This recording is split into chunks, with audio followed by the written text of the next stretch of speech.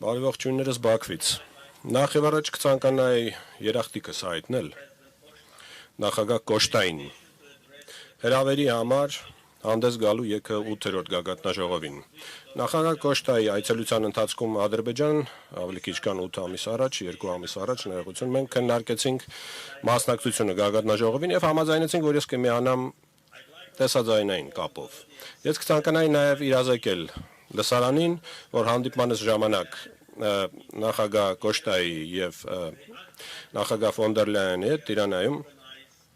ինձ խնդրեցին կազմակերպել այս գործընթացը այնպես, որ մայիսի 22-ին խնդրեցին այնպես անել, որ ես մասնակցեմ Երևանում այս գագաթնաժողովին եւ ես 28 թվականի մայիսին իհարկե հրավիրեցի գագաթնաժողովի կազմակերպումը եւ անցկացումը Բաքվում։ Եվ Հայաստանը դրան նույնպես աջակցեց։ Սա հստակ ցույցում է, որ իրողությունը Հայաստանի եւ Ադրբեջանի միջև իրողություն է։ Մենք ավելի քան 9 ամիս ապրում ենք արդեն եւ սովորում ենք ապրել խաղաղության մեջ։ Անցած տարվա օգոստոսին Սպիտակ տանը Վաշինգտոնում Հայաստանն ու Ադրբեջանը ստորագրեցին ընդհանուր հռչակագիր, նախագահ Տրամպը դա նույնպես ստորագրեց որպես վկա։ Հայաստանի եւ Ադրբեջանի արտաքին գործերի նախարարները նախաստորագրեցին այս համաձայնագրի տեքստը եւ մեզ համար եւ վստահ եմ մեր հայ գործընկերների համար խաղաղությունն արդեն իրականություն է։ Այդ փաստից հետո Ադրբեջանը միակողմանիորեն հանեց բոլոր տարանցման սահմանափակումները, որոնք դրված էին դեռ 90-ականների սկզբին, այդ պայից ի վեր մի քանի հազար տոննա բեռ հասել է Հայաստան Ադրբեջանի տարածքով, Ադրբեջանը էլ ավելի առաջ գնալով սկսել է մատակարարել մեր նավթամթերքը, մասնավորապես բենզինը եւ դիզելը, առաջին անգամ դեպի Հայաստան։ Համապատասխանաբար ստեղծելով հենք մեր առևտրային հարաբերությունների համար։ Մի քանի հազար տոննա նավթամթերք արդեն արտահանվել է դեպի Հայաստան։ Եվս մեկ ձեռքբերում խաղաղության այս օրակարգի ներքո դա փոխկապակցվածությունն է, Տրամպի ճանապարհը բարգավաճման եւ խաղաղության անցնելու է Հայաստանով դեպի Նախիջևան եւ դառնալու է Միջին Միջանցքի մի մաս։ Եվ Հայաստանը եւ Ադրբեջանը արդեն տեսնում են խաղաղության պրակտիկ օգուտները։ Այս հնարավորությունից օգտվելով ես կցանկանայի երախտիկս հայտնել Եվրահանձնաժողովին վերջինիս դիրքորոշման համար Հայաստան-Ադրբեջան խաղաղության գործընթացի նկատմամբ։ Ցավոք սրտի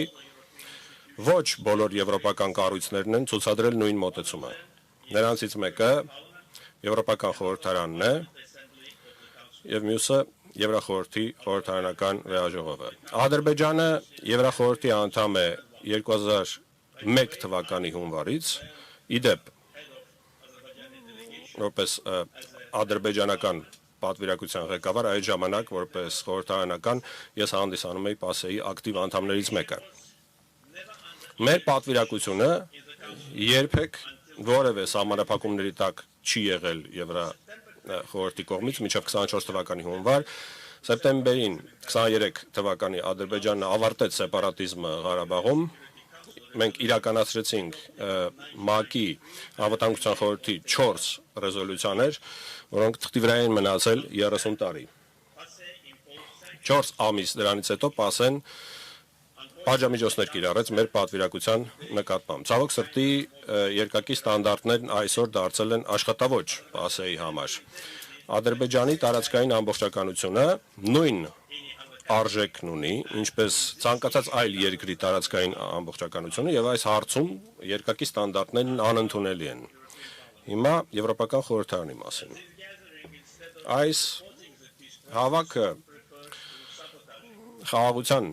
գործընթացին նպաստելու փոխարեն սաբոտաժի մասին է խոսում։ 21 թվականի մայիսից 6 ամիս երկրորդ Ղարաբաղյան պատերազմի ավարտից հետո մինչև 26 թվականի ապրիլի 30-ի Եվրոպական խորհրդարանն ընդունել է 14 ռեզոլյուցիա,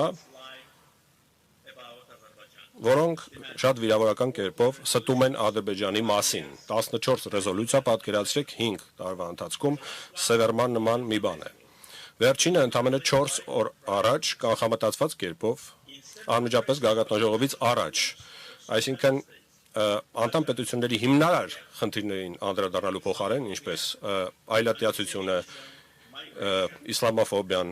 հակասեմիտիզմը, միգրացիան, մրցունակության բացակայությունը, անտուն մարդկանց խնդիրները, Եվրոպական խորհրդարանը թիրախավորում է Ադրբեջանը, տարածելով զրպարտանք եւ սուտ։ Պատճառն այն է,